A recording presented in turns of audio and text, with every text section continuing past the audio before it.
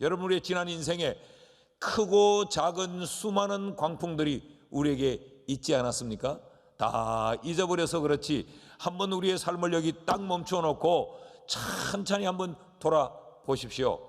큰 광풍도 우리에게 몰아왔고 맞바람도 우리에게 불어왔고, 그래서 그런 이 크고 작은 이 바람들로 인하여서 우리의 지난 인생은 하루도 잠잠할 날이 없었습니다.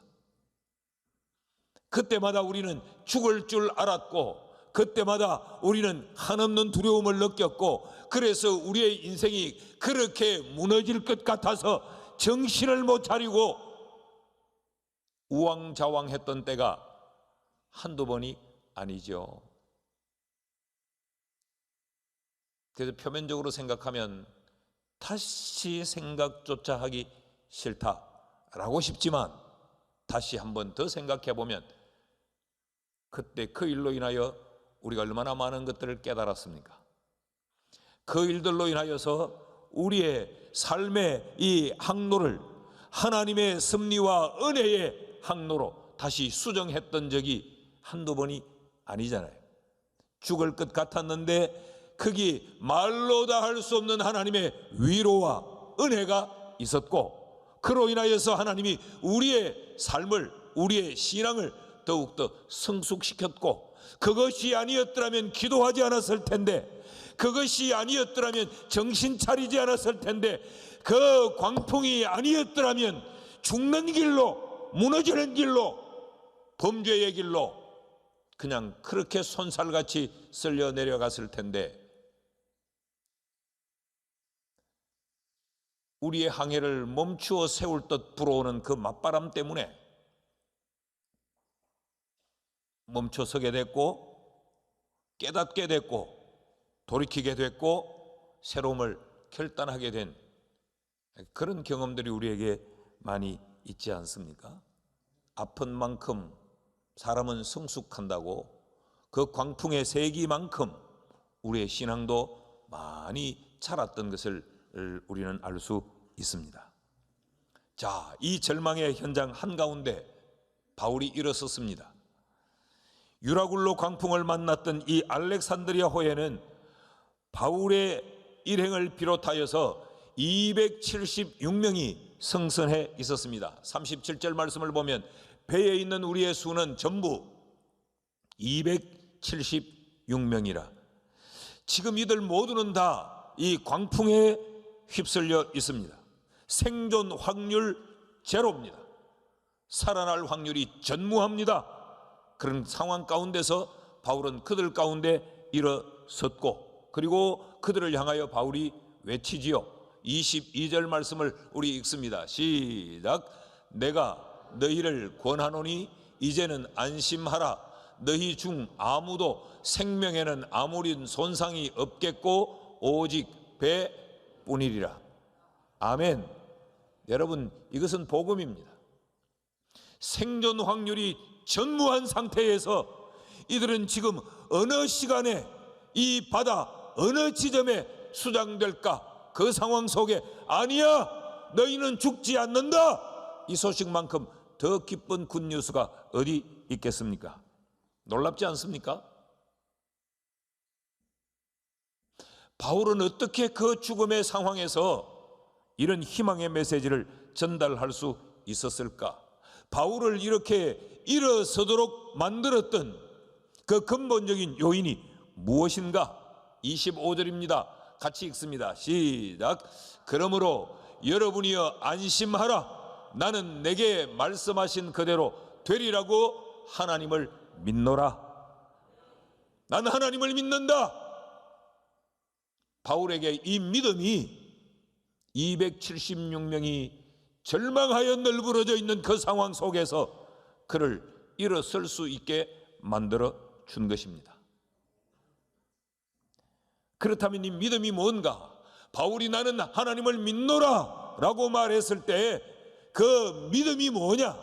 나는 하나님을 믿노라.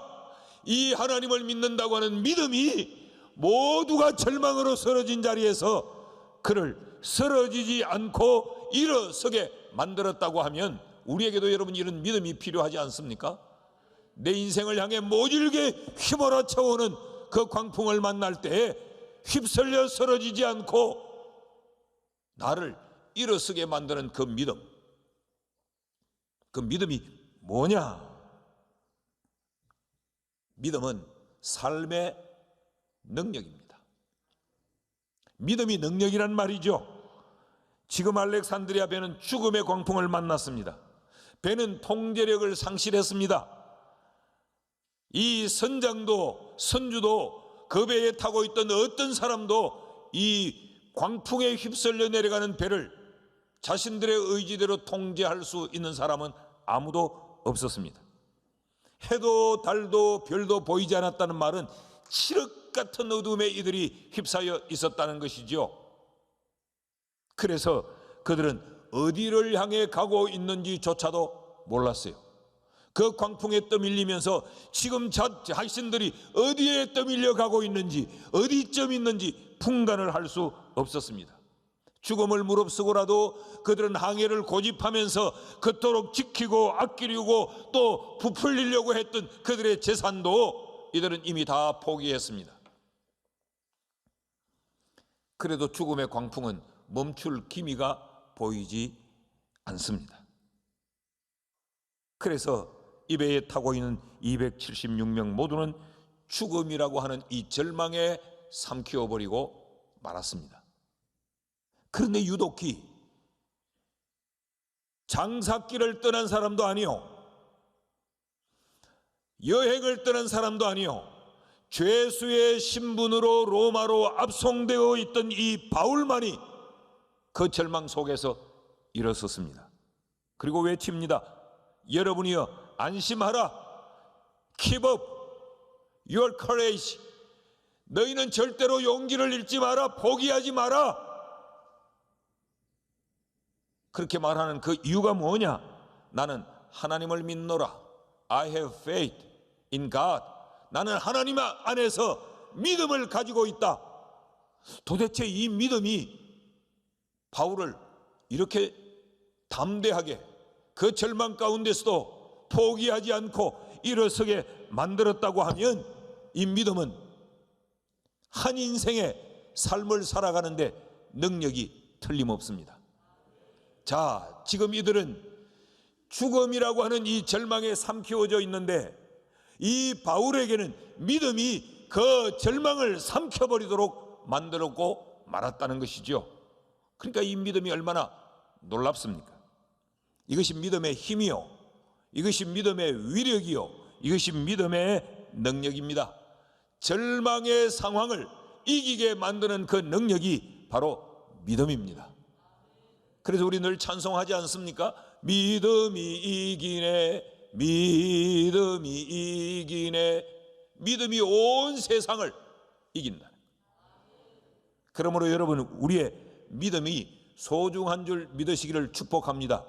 내 인생에 광풍이 일어날 때 우리가 붙잡아야 될 게 뭐냐?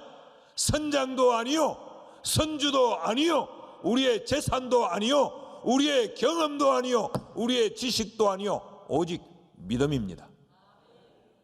마가복음 9장 23절이 뭐라고 이야기합니까? 예수께서 이르시되 할 수 있거든이 무슨 말이냐? 믿는 자에게는 능히 하지 못할 일이 없느니라. 믿는 자에게는, 믿음이 있는 자에게는 죽음의 광풍 앞에서도 그 광풍을 이겨낼 수 있다는 것이지요. 여러분의 인생의 광풍이 일어날 때 두려워하지만 말고 믿음을 붙잡을 수 있기를 축복합니다. 그런데 우리는 반대로 살아요. 정작 붙들어야 될 때는 믿음을 놓아버려요. 삶에 어느 정도 여유가 있을 때는 우리는 믿음을 붙들고 믿음 생활을 합니다. 믿음을 말합니다. 그러다가 모진 광풍이 불어닥치면 믿음도 놓아버리고 내 자신을 붙잡습니다. 그래서 예배 시간도, 주일도, 신앙도, 기도도 다 포기해버리고 내 머리를 찔끔 묶고 내가 고민하기 시작하죠. 내 속에서 해답을 얻어내기 위해 끙끙 앓으며 몸부림을 치지요. 정신을 못 차립니다. 오직 나밖에 몰라요. 믿음을 놓아버리고 자신이 만난 그 인생의 광풍을 해결하려고 몸부림을 칩니다. 그때는 답이 없습니다. 믿음을 놓쳐버리고 몸부림친 것은 시간의 낭비요, 물질의 허비요, 결국 얻어지는 것은 없습니다. 믿음이라야 이기고 승리할 수 있습니다. 이 믿음은 삶의 능력이다라는 것이죠. 둘째로, 그 절망 중에도 이 바울을 일어서게 만들었던 이 믿음, 난 하나님 믿는다, 그 말은 나는 믿음 때문에 일어섰다라는 이야기죠. 이 믿음이 뭐냐? 이 믿음은 삶의 능력인데, 우리가 이렇게 놓고 보면 한 가지 오해가 생깁니다. 아, 믿음이 삶의 능력이구나. 그래, 믿음을 붙들고 일어서야 되지. 이러다 보면 마치 이 믿음이 우리의 강한 정신력인 것처럼 오해가 될 수도 있어요. 그래, 포기하지 말자, 마음 단단히 먹자. 자기 자신을 다지고 자기 자신을 결속하는 것을 믿음의 행위처럼 오해할 수 있어요. 위기에 대처하는 어떤 우리의 신념, 마음가짐, 아니면 그 광풍을 만났는데도 괜찮아, 나는 무너지지 않아, 나는 절대로 쓰러지지 않아, 자기 스스로를 최면에 거는 이런 마인드 컨트롤인가, 자기 최면인가, 이런 것들과 뒤엉켜서 믿음을 오해하는 경우들이 굉장히 많습니다. 마치 적극적인 그런 사고방식이, 긍정적인 이런 이 마음이 믿음인 것처럼 우리 속에 혼재해서 우리를 헷갈리게 하는 경우가 굉장히 많죠. 바울은 결코 그러지 않았습니다. 난 믿는다, 안 죽는다. 그 바울이 나는 믿는다, 그러므로 안 죽는다, 이것이 마치 바울이 강한 정신력이요, 용기요, 신념인 것처럼 오해되어질 수 있는 것이죠. 그러나 바울에겐 이런 믿음의 근거가 분명했습니다. 바울의 믿음의 근거는 자기 자신이 아니고 하나님이었습니다. 다시 한번 보시죠. 25절 말씀을 같이 한번 읽습니다. 시작. 그러므로 여러분이여 안심하라. 나는 내게 말씀하신 그대로 되리라고 하나님을 믿노라. 바울은 자신을 믿지 않았어요. 하나님을 믿었어요. 그런데 그 하나님을 믿는 그 근거가 뭐였느냐? 하나님이 내게 말씀하셨다, 말씀하신 그대로 되리라고 나는 믿는다. 이것이 바울의 믿음이었습니다. 그러니까 바울의 믿음에는 선행적 요인이 있었던 것이죠. 바울이 그렇게 믿을 수 있었던 선행적 요인이 하나님의 말씀이었다는 거예요. 이 말씀이 바울에게 왔기 때문에 바울은 그 말씀을 붙들고 그 말씀을 믿었다는 것이죠. 그러므로 믿음은 뭐냐? 둘째로 믿음은 하나님의 선물입니다. 우리의 창작품이 아니에요. 우리가 두 주먹을 불끈 쥐고 어금니를 깨물어서 만들어내는 그런 신념이 아니라 하나님으로부터 주어진 하나님의 선물이 믿음입니다. 여러분, 믿음과 신념은 세상 사람들은 구분하지 않고 사용을 하지만 신념은 뭐냐? 신념은 자기를 근거하는 거예요. 나를 근거하는 겁니다. 해보자. 사람이 못할 일이 뭐 있냐? 아, 나도 한다면 한다. 나 그렇게 약한 사람 아니야. 나 이런 고비를 다 넘어온 사람이야. 나 포기 안 해. 이게 신념이. 근데 믿음은 뭐냐? 믿음, 난 아무것도 못해. 난 할 수 있는 게 없어.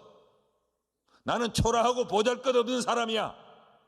그렇지만 하나님이 내게 말씀하셨기에 난 그 하나님을 믿어. 그 믿음의 근거와 뿌리는 확연하게 다른 것이. 그러므로 이 믿음은 뭐냐? 하나님의 선물이라는 거예요. 자, 보십시다. 23절과 24절을 같이 읽습니다. 시작. 내가 속한 바 곧 내가 섬기는 하나님의 사자가 어젯밤에 내 곁에 서서 말하되 바울아 두려워하지 말라. 네가 가이사 앞에 서야 하겠고 또 하나님께서 너와 함께 항해하는 자를 다 네게 주셨다 하였으니 나는 믿는다. 하나님이 두려워하지 말라고 했기 때문에 여러분이 안심하시오. 하나님이 나를 저 로마의 가이사 앞에 세운다고 했으니 우리는 안 죽어요. 이게 바울의 믿음이었어요.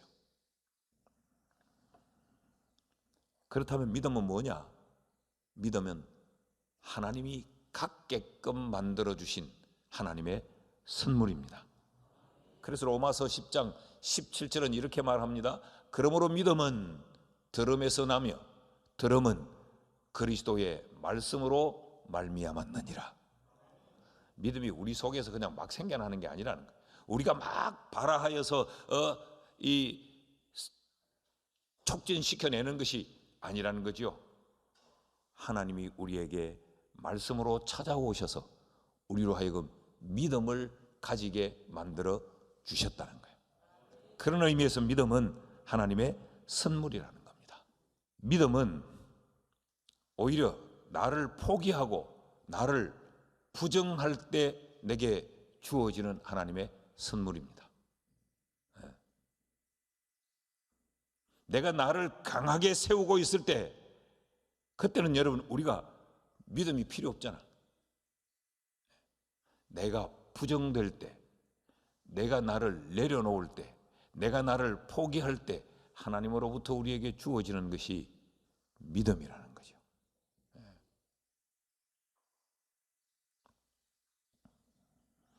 그래서 성경은 에베소서 2장 8절 말씀에 이렇게 말합니다. 너희는 그 은혜에 의하여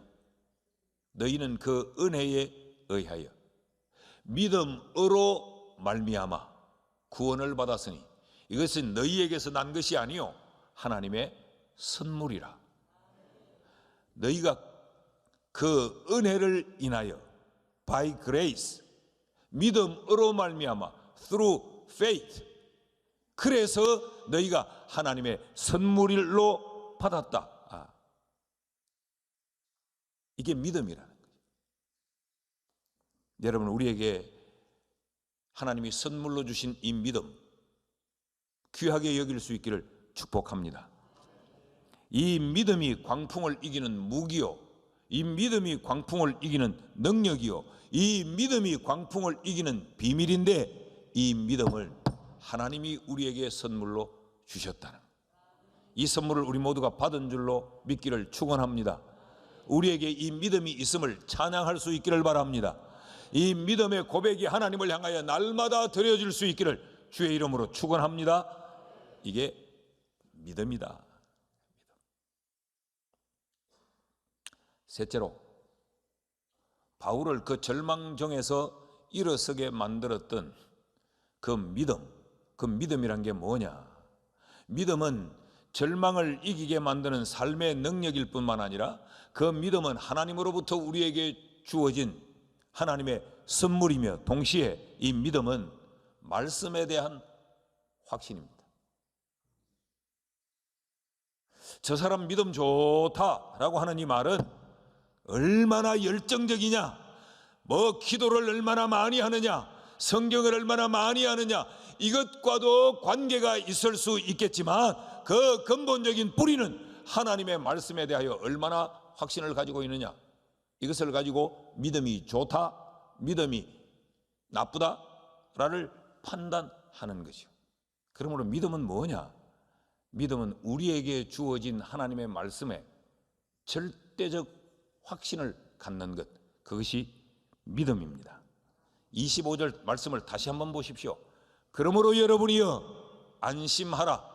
나는 내게 말씀하신 그대로 되리라고 하나님을 믿노라.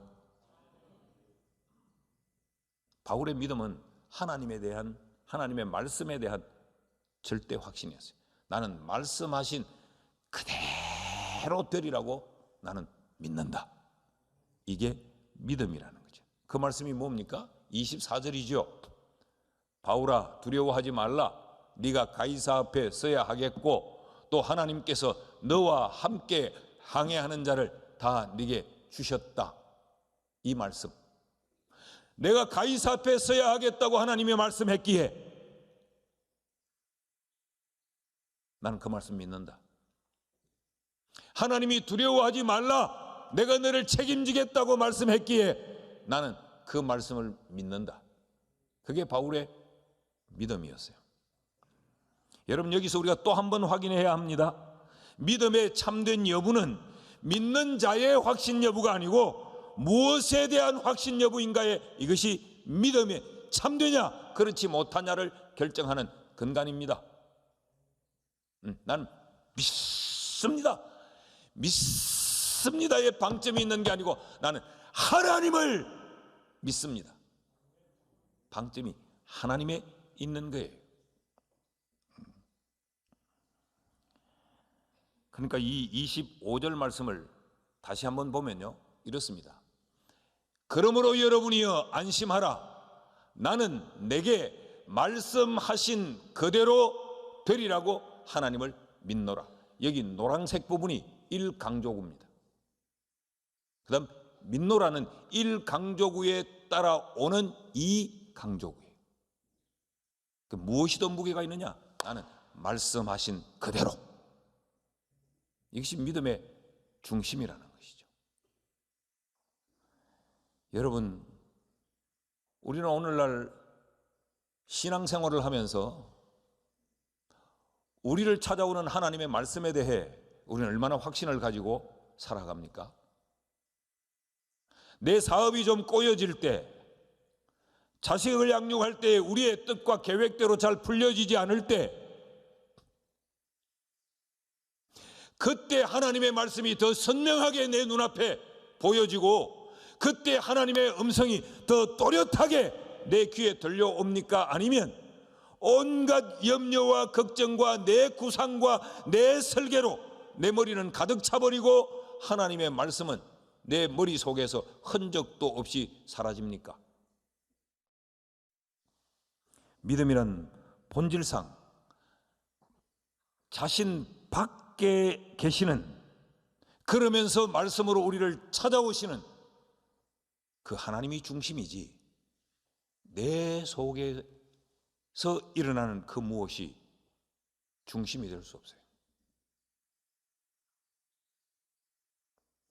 믿음이라고 하는 것은 그 성격상 내 밖에서부터 나를 향하여 찾아오는 것에 대한 반응입니다.